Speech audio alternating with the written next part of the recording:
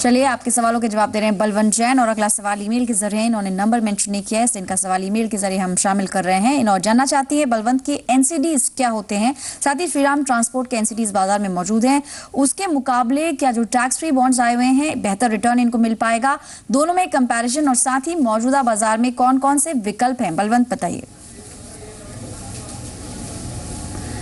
NCD जो non convertible debentures है जिसमें फिक्स रेट ऑफ इंटरेस्ट होती है, जैसे जो कन्वर्टेबल डिबेंचर होते हैं वो पार्टली या फुली शेयर्स में कन्वर्टेबल होते हैं, जो एनसीडी है वो कन्वर्टेबल नहीं होते हैं, वो जो मैच्योरिटी पूरी होती है तभी उसका जो फेस वैल्यू है उसका वो उतना पैसा मिल जाता है। जहाँ तक आप श्रीराम ट्रांसपोर्ट की बता रही है, उनके जो मार्केट में है वो 3 टेन्योर के हैं, 3 साल, 5 साल और 7 साल के। जो उनके जो ये एनसीडी है उसकी इनकम टैक्सेबल है और थोड़े से रिलेटिवली रिस्की है। इसके अलावा जो जहाँ तक टैक्स फ्री बॉन्ड्स की आप बात कर रही है, तो मार्केट में अभी ओडको के हैं, इंडियन इंफ्रास्ट्रक्चर फाइनेंस कंपनी के हैं, और कल से एक इश्यू शुरू पावर फाइनेंस कॉरपोरेशन का हो रहा है। पावर फाइनेंस कॉरपोरेशन का जो रेट ऑफ इंटरेस्ट है वो रिलेटिवली ज़्यादा है। तो ये जो 3 में है, 3 में पावर फाइनेंस कॉरपोरेशन का जो रेट ऑफ इंटरेस्ट है वो 10 साल के लिए 8.43 है, 15 साल के लिए 8.79 है और 20 साल के लिए 8.92 है। सबसे बड़ी बात है कि ये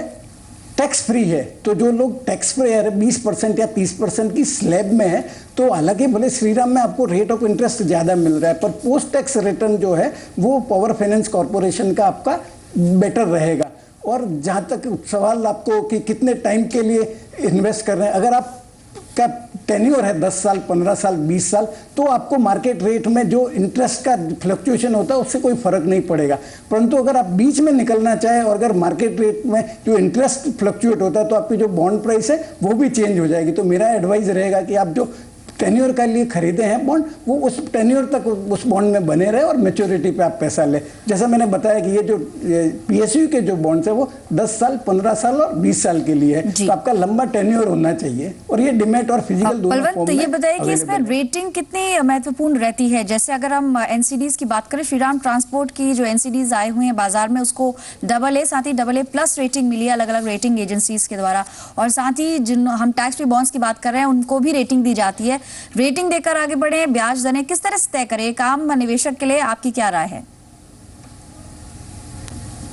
देखिए पल्लवी, ऐसा है, रेटिंग ये नियत करनी फिक्स करती है कि जो कंपनी है वो जो इंटरेस्ट है उसको सर्विस करने में कितनी कैपेबल है। तो जैसे मैंने बताया आपको, पावर फाइनेंस कॉरपोरेशन और इंफ्रास्ट्रक्चर कंपनी का वो AAA रेटिंग है। AAA रेटिंग बढ़िया कंपनी, और चूंकि ये गवर्नमेंट कंपनियां हैं तो वो जो आपकी जो पैसा आप दे रहे हैं उसकी भी रिटर्न की गारंटी एक हिसाब से सिक्योरिटी देती है, एश्योरेंस देती है। और रिलेटिवली जो श्रीराम का जो रेटिंग है वो थोड़ा कम है, तो जितना बढ़िया रेटिंग होएगा उसमें आपको एश्योरेंस मिल जाता है कि आपका जो इंटरेस्ट है वो टाइम पे मिलेगा, और जो प्रिंसिपल दे रही है वो भी आपको टाइमली रिटर्न हो जाएगा। तो जो बढ़िया रेटिंग हो, बढ़िया AAA रेटिंग वाले इंस्ट्रूमेंट में ही इन्वेस्ट करना चाहिए जी।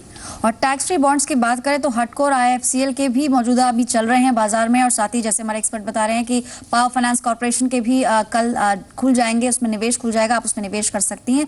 बलवंत, अगर इनके हम रेट ऑफ इंटरेस्ट थोड़ा सा अगर हम कंपेयर करें तो हम जैसे देख सकते हैं हटको के 15 साल में 8.76% ऑफर कर रही है कंपनी, जबकि IFCL से अगर मैं इसको कंपेयर करूं 15 इयर्स में 8.63, मतलब उन्होंने जो उनका सबसे ज्यादा मैच्योरिटी वाला टैक्स फ्री बॉन्ड है उस पर इंटरेस्ट रेट सबसे ज्यादा रखा है। 8.75 उनका 20 साल के लिए, जबकि हटको का 15 साल में थोड़ा ज्यादा मिल पाएगा। मैच्योरिटी डेफिनेटली यहाँ पर मैटर करेगी। एक बात बताइए, अगर कोई इसमें प्री मैच्योर विड्रॉल का कितना ऑप्शन है, या फिर अगर हम कोई बॉन्ड लें और उसको मैच्योरिटी से पहले उसमें से निकल जाएं तो टैक्स प्रोविजंस क्या हैं? देखिए ऐसा है कि ये जो बॉन्ड्स हैं वो लिस्ट होने वाले हैं बॉम्बे स्टॉक एक्सचेंज पे। तो जैसे अगर आपकी रेट ऑफ इंटरेस्ट कम हो गई तो आपकी जो बॉन्ड की प्राइस है वो बढ़ जाएगी, और अगर रेट ऑफ इंटरेस्ट बढ़ गई तो आपकी जो बॉन्ड प्राइस है वो कम हो जाएगी। तो वो रिस्क आपको, अगर आप प्री मैच्योर एनकैश करवाना चाहती है तो ये रिस्क आप कैरी करती है। पर जैसे मैंने सुझाव दिया कि अगर आप ये बॉन्ड टैक्स फ्री बॉन्ड में डाल रही है तो आप पूरे टेन्योर तक बने रहिए, तो आपका जो rate of interest coupon rate है उसके हिसाब से आपको YTM मिल जाएगी जी। तो यानी कहीं ना कहीं शमा, आपको ये देखना होगा कि आप कितने समय के लिए अपना पैसा लॉक कर सकती हैं, क्योंकि अगर मैच्योरिटी से पहले आप निकलेंगे, इनफैक्ट अगर आप 1 साल के अंदर किसी टैक्स फ्री बॉन्ड से बाहर निकलती हैं तो आपको short term capital gains tax देना होगा। इसी के साथ एक और कॉलर है, उनसे बात करेंगे।